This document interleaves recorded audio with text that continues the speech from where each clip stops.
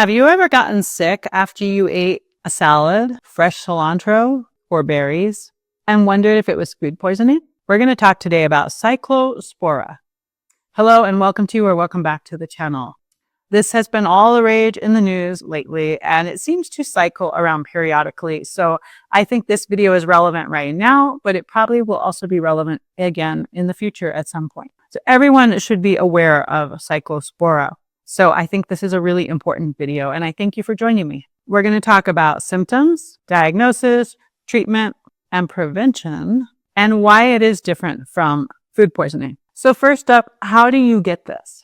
It's typically things like fresh cilantro, bagged salads, lettuce, basil, raspberries, snow peas, imported produce, and it could be in contaminated water. So the produce becomes contaminated before it reaches your kitchen.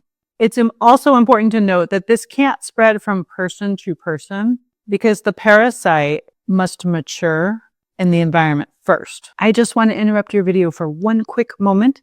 YouTube is telling me that the majority of my viewers are not subscribed to my channel. So if that's you, if you're watching and you're not subscribed, I would like to ask you to please consider hitting the subscribe button. It's totally free. And if you hit the bell icon, you will be notified of videos I upload in the future. And if you enjoy this video, please give me a thumbs up. And if you don't like it, give me a thumbs down.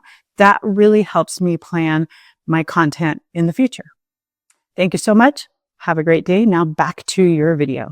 So let's talk about symptoms. There's profuse watery diarrhea, fatigue, loss of appetite, weight loss, stomach cramps, gas, nausea, sometimes a low-grade fever, and bloating. These symptoms can last weeks, sometimes months if not treated. And the symptoms can sort of come and go. The incubation period is usually about 1 week after the actual exposure. So it can make it hard to identify the actual source of how you got it. So who is most at risk here? Like always, it's children, older adults, immunocompromised people. Their immune systems are not as strong and able to fight this off. But there are people who are traveling and anyone eating contaminated produce. And anyone who has a digestive issue already may have a harder time recovering.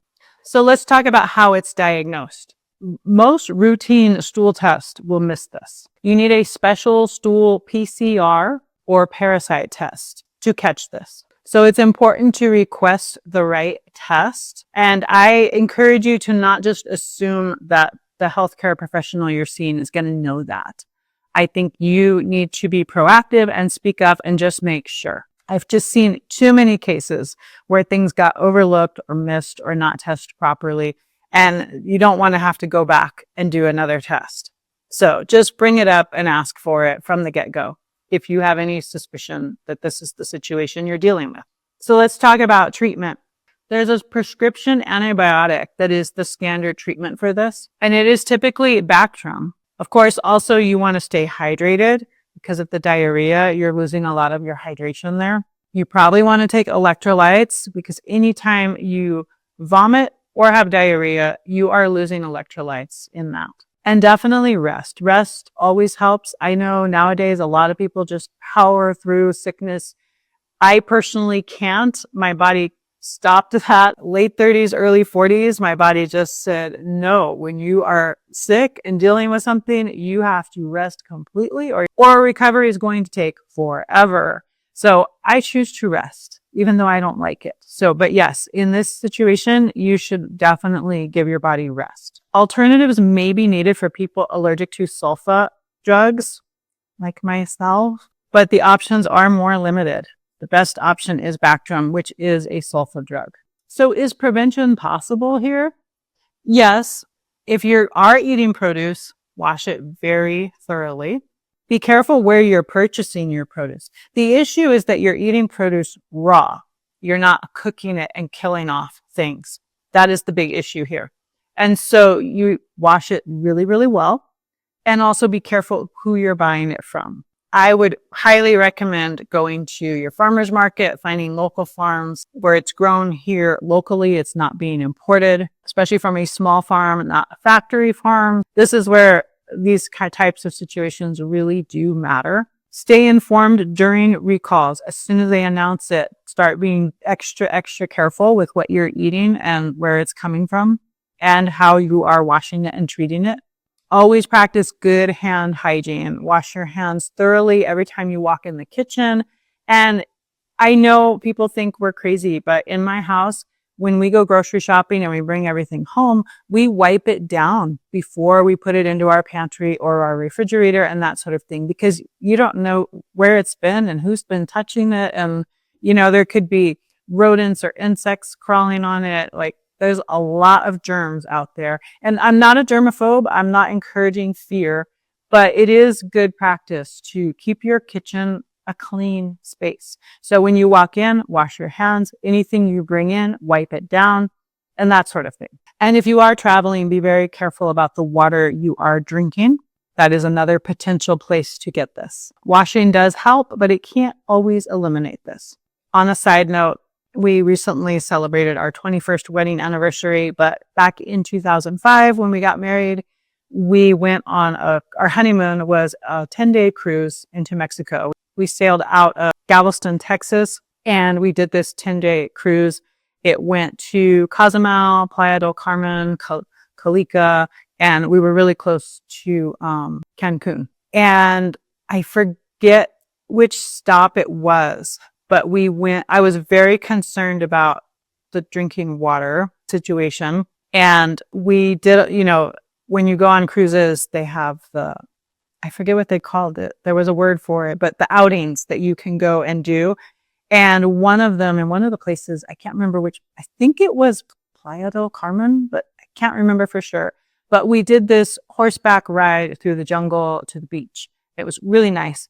And they said on the thing that they would provide sodas. And so I was like, okay, I'm thinking canned sodas, right? But we got there and it was fountain drinks. And in my 20s, I ran a fast food place. I know how fountain drinks work. It is just tap water with coming through, and you have syrup, concentrated syrups coming in, and then there's also CO2 coming in, and that gives it the bubbles. So I knew that there was tap water coming in, most likely. And I was like, I'm not drinking this. I was so scared I was going to get dehydrated. I didn't have any bottled water. And then I went to use the bathroom, and there was like diarrhea all over the place, not just in the stall, like all over the floor and everything. And I was so terrified because clearly somebody was drinking those sodas. I'm assuming that was the only thing there to drink.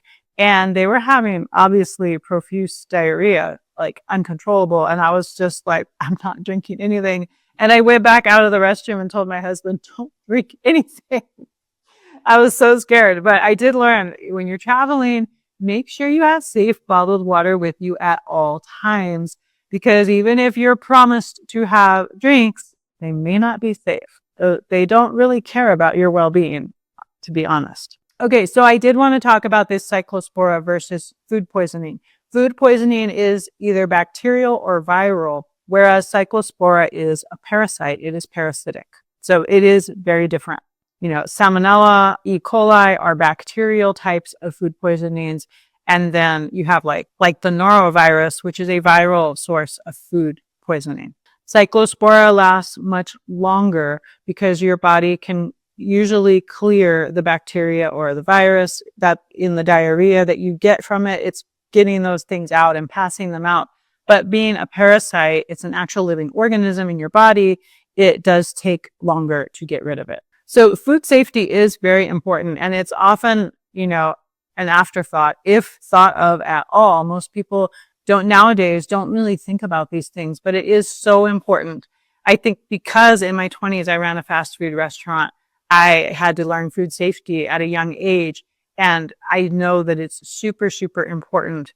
And when you eat out, so many people, I very rarely eat out, mostly because of celiac disease, but even in your home, you need to have some awareness of food safety and be very safe. If you are eating out, you have to keep in mind that not everyone follows the rules they're supposed to be following. They cut corners, and it's your health and well-being that's at risk. Outbreaks seem to be a lot more common nowadays. and it's causing a lot of fear. And it's people cutting corners, doing things they shouldn't be doing. It is a good reason to eat at home, in my opinion. I know people with celiac disease and things like that always complain that they can't eat out. But honestly, I think the ingredients when you eat out are not good. Like that's where they cut corners and use seed oils and not good ingredients and add, MSG to make it taste better and that sort of thing. They're also not being extra diligent about safety issues and preventing food poisoning type situations or cyclospora situations, because maybe they're not aware, maybe they don't take that seriously, or maybe they're in a hurry and they're going to cut corners, or they don't care about your well-being like they would their own. But sometimes they don't even take those precautions for themselves because they're not aware or educated, or they just don't care. There's all types of people in the world. It is super important to know where your food comes from. And I think in this day and age where so much is imported, we have like everything at our disposal all year long. It's kind of crazy. We've lost touch with what's in season right now because of that. And it is important to stop and consider, where is your food coming from? It's so important. I know you hear it over and over nowadays, to shop local, buy from small farms. And that's why these things are so important. And even more so now with all of these recalls and things happening. And again, I am not trying to promote fear. It's good to be informed and to follow safe precautions without being fear-based and fearful and frightened and all of that. You don't need to be afraid. You just need to be informed and make good choices with that. So again, Cyclospora is a parasite. It's a parasitic infection. Biggest symptoms are going to be profuse watery diarrhea, and it can last for quite a while until you get it without treatment. Your treatment is going to be Bactrim, unless you're like me and you're allergic to Bactrim. And obviously prevention, knowing where your food's coming from and using good precautions and good hand washing, washing your produce well. And if you learned something from this video, please give me a thumbs up.